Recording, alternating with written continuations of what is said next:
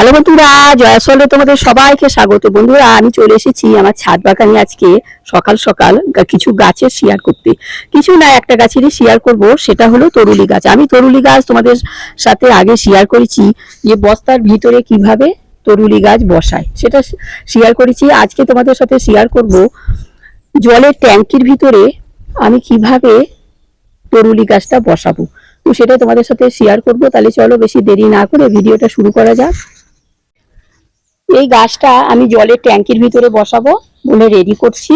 যখন এই গাছটার ডালপালা ছাড়বে তখন আমি এই জলের ট্যাঙ্কির ভিতরে বসিয়ে দেবো। তোমরা জানো আমি বস্তার ভিতরেও তোমাদের সাথে শেয়ার করেছি, আজকে শেয়ার করব। তো কিছুদিন পরে আমি এই গাছ যখন বেরিয়ে যাবে, ডালপালাগুলো যখন শিকড় ছেড়ে যখন ডালপালা ছাড়বে, একটু বড় হবে, তখন আমি এটা থেকে তুলে সাবধানে তুলে আমি জলের ট্যাঙ্কির ভিতরে বসাবো।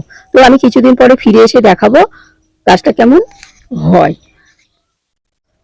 বন্ধুরা, আমি কিছুদিন পরে ফিরে আসলাম। এই জলের ট্যাঙ্কিটার ভিতরে আমি তরুলি গাছটা প্রতিস্থাপন করব, যেটা বালির ভিতরে আমি ডালপালা কয়েকটা কেটে তিনটে চারটে ডাল, তিনটেই ডাল কেটে বালির ভিতরে বসিয়ে রেখেছিলাম। সেটা আমার 1 মাস টাইম লেগেছে গাছটাকে শিকড় ছেড়ে ডালপালা ছাড়তে আর কি।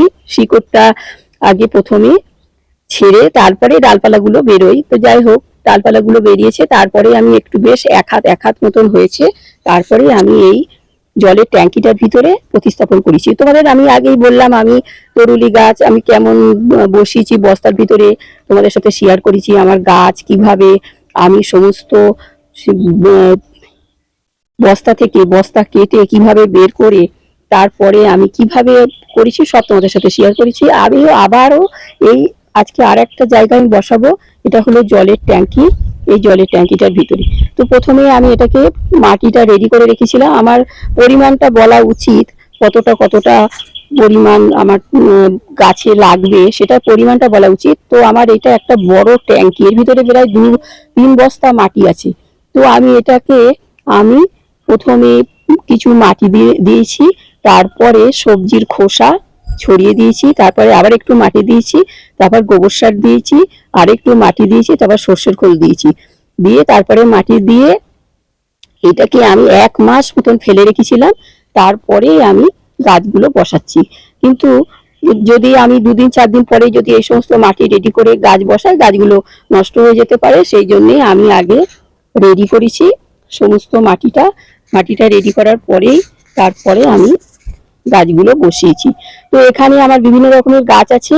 দেখো, বস্তার ভিতরে বেগুন গাছ আছে, আর এই তরুলি গাছটা আছে।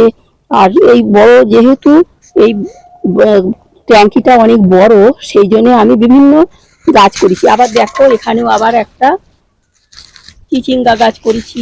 সব প্যাকেট আছে, আলাদা আলাদা আছে। আর তরুলি গাছটা শুধু বসিয়েছি মাটিতে, মানে জলের ট্যাঙ্কির ভিতর মাটিতে বসিয়েছি। আর বেগুন গাছগুলো এখানে বস্তা বসিয়ে দিয়েছি কেটে। বস্তাটার পিছনটা কিন্তু কাটা আছে, সে আমি কিভাবে করেছি সেটা তোমাদের সাথে শেয়ার করব। আর এই সমস্ত গাছ আছে আর কি। দেখো, ফুল গাছ আছে একটা, এটা রাস ফুল বলে, অজস্র ফুল হয়। তো যাই হোক, ওই ফুল গাছটা ছিল, কেটে দিয়েছি, এখনো আছে।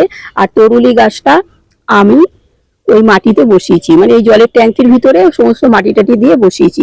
তো আমি এর ভিতরে 2 বস্তার মতন মাটি, 1/2 বস্তা গোবর সার, আর সবজির খোসা বড় 1 বালতি, মানে 10 অন্তত 5 কেজি মতন হবে, 5 কেজি হবে, দিয়ে সেই আমি 5 কেজি মতন সবজির খোসা কাঁচা আর কি সব দিয়ে, মানে লেয়ার তৈরি মতন একটা করে প্রথমে মাটি দিলাম। তার প্রথমেই আমি দিয়েছি ট্যাঙ্কির ভিতরে ড্রেন ব্যবস্থাটা ভালো করেছি।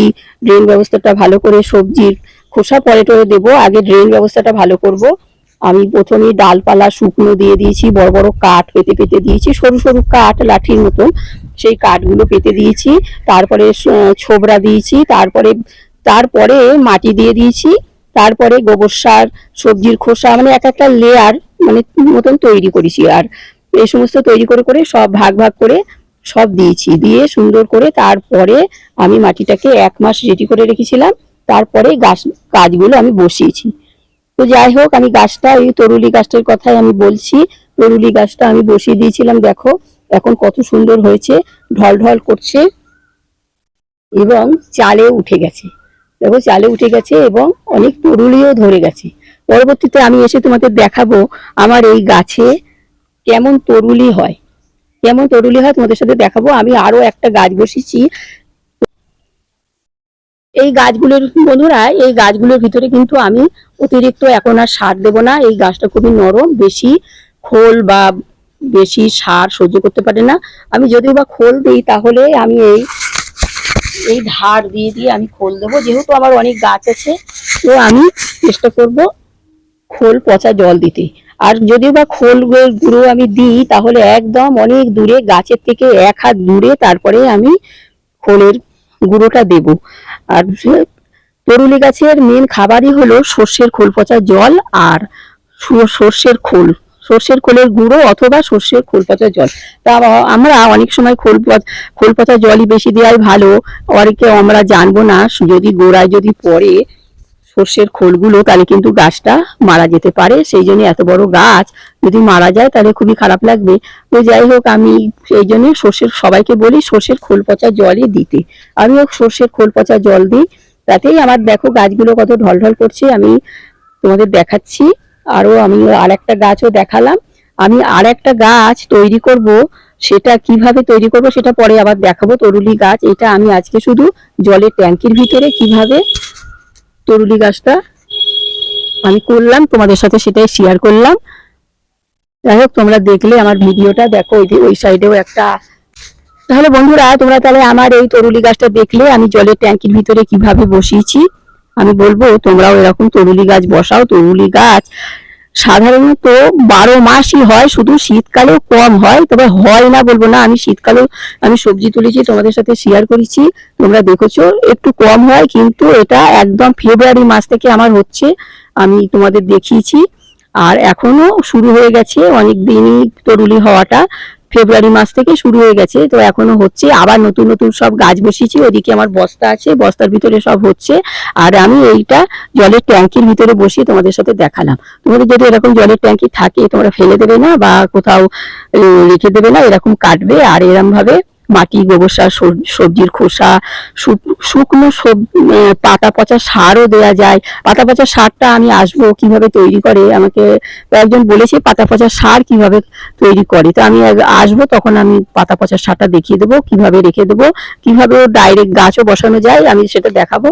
তো তাহলে তোমরা আমার এই ভিডিওটা দেখলে, তরুলি গাছের ভিডিওটা, তোমাদের যদি এই তরুলি গাছের ভিডিওটা ভালো লেগে থাকে তোমাদের কাকিমাকে একটা লাইক, শেয়ার, সাবস্ক্রাইব করে আমার চ্যানেলটার পাশে থেকো। আর যারা সাবস্ক্রাইব করেছো তো করেছো, আর যারা এখনো করে উঠতে পারোনি তারা কাকিমাকে অবশ্যই একটা সাবস্ক্রাইব করো। আর পাশে থাকা বেল আইকনটিটা বাজিয়ে দিও, তাহলে আমি সমস্ত ভিডিও আপলোড করার সাথে সাথে তোমাদের কাছে পৌঁছে যাবে। আসি তাহলে, সবাই ভালো থেকো, সুস্থ থেকো, সবাই গাছ বসাও। টাটা।